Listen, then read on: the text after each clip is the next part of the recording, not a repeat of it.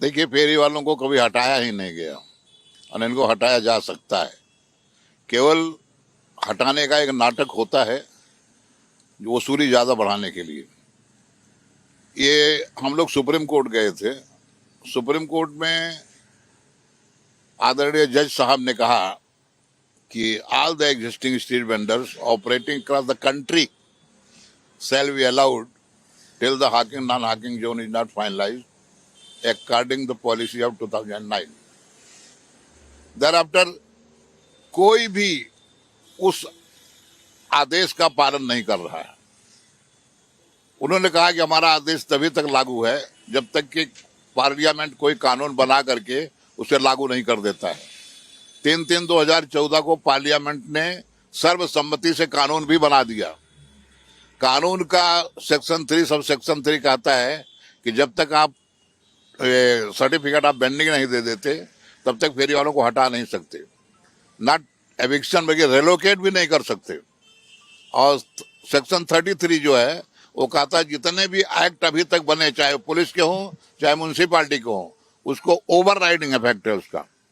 इसके बावजूद भी, लेकिन मैं धन्यवाद दूंगा गडकरी साहब को और खाता साहब को, उन्होंने कहा कि जितने फेरी वाले जिनका सर्वे हुआ है उनको आप क्यूआर कोड दीजिए।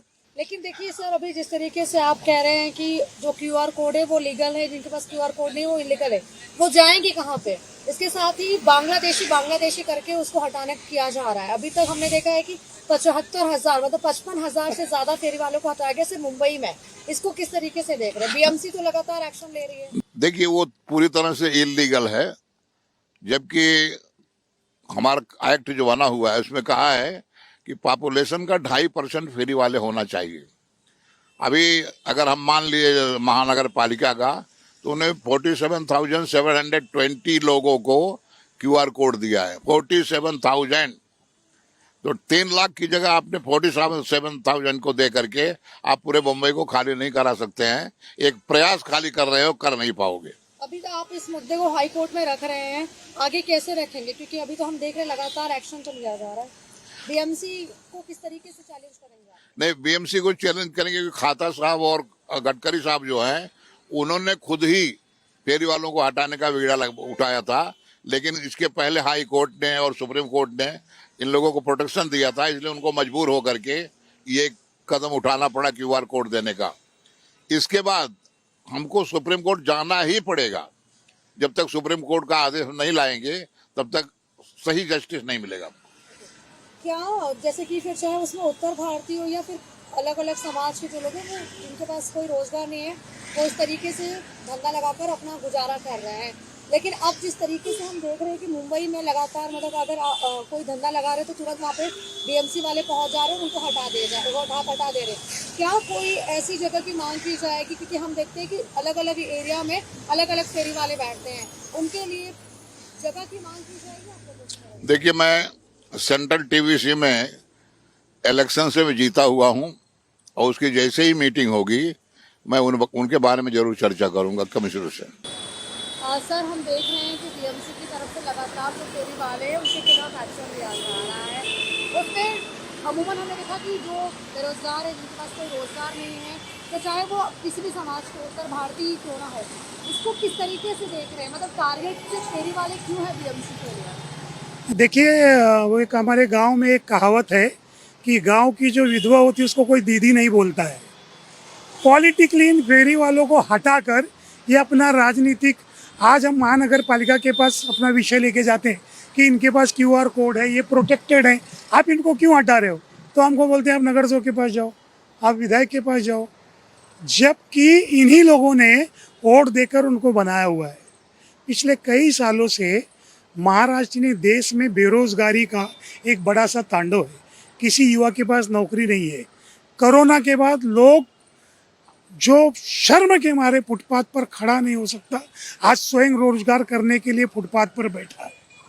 ऐसे लोगों को हटाने का सिर्फ एक ही मकसद हो सकता है कि मुंबई शहर में जो बारंबार आरोप लगते रहे हैं कि फेरी वालों से 2,000 करोड़ का हफ्ता आता है, तो निश्चित तौर पर ये हफ्ता कहीं ना कहीं महानगर पालिका के उस कार्रवाई के बीच आ रहा है। ये नहीं चाहते कि फेरी वाला बैठे और स्वयं रोजगार करे, और इज्जत से अपनी रोजी रोटी कमाए। बांग्लादेशी टैग दिया जा रहा है। जब बीएमसी में ऋतु तौड़े बनी है मेयर, उसके बाद से उन्होंने ये ऐलान किया है कि जितने भी बांग्लादेशी हैं उन्हें फुटपाथ से हटाया जाएगा। क्या पूरे फेरी वाले बांग्लादेशी उनको जो टैग दिया कि उसको किस तरीके से? देखिए, आदरणीय महापौर जी जब बैठी कुर्सी पर तो उन्होंने कहा बांग्लादेशी फेरे वाला ना काढून टाकेन। उसके खिलाफ मैंने 12 तारीख को आज़ाद मैदान में हम भारतीय फेरी वाले आपके पास आए हैं, किसी ने कोई जवाब नहीं दिया और हजारों की संख्या में फेरी वाले गए थे।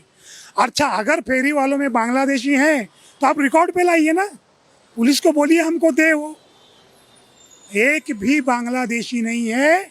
ये खाली कुछ बड़े लोगों को बचाने के लिए, दिशा घुमाने के लिए छोटों को टारगेट करते हैं। क्या आपने रिकॉर्ड रखा ऋतु तौड़े के सामने कि जो फेरी वाले हैं बांग्लादेशी नहीं है, जिसके बाद अब उन्हें फैसला लेना पड़ेगा क्योंकि अब तो वो जगह खाली करवा रही हैं, लेकिन जो सच में जिसके पास रोजगार था, जो 2 पैसे कमाता था, वो कहाँ जाएगा? नहीं, आप जिस जगह पर वो कार्रवाई कर रही हैं, आप कभी वहाँ की स्थिति जाके देखिए। ये जो शुद्ध भारतीय फेरी वाले हैं, जो 2014 में जिनका सर्वे हुआ है, सिर्फ उन्हीं लोगों को हटाया जा रहा है। मुंबई में आज भी हॉकर्स माफिया काबिज हैं और ये इन्हीं नेताओं के साथ जुड़े हुए हैं, उनके ऊपर कार्रवाई नहीं हो रही है। अगर महानगर पालिका में कहीं पे हॉकर्स माफियाओं पे कार्रवाई करें और जब आप नौकरी दे नहीं सकते हो तो आप उनका रोजगार छीनने की ताकत क्यों करते हो? और सबसे बड़ी बात मैं बता रहा हूँ मैं आपको कि ये फेरी वाले जो फुटपाथ पर बैठ रहे हैं, ये अकेले नहीं हैं।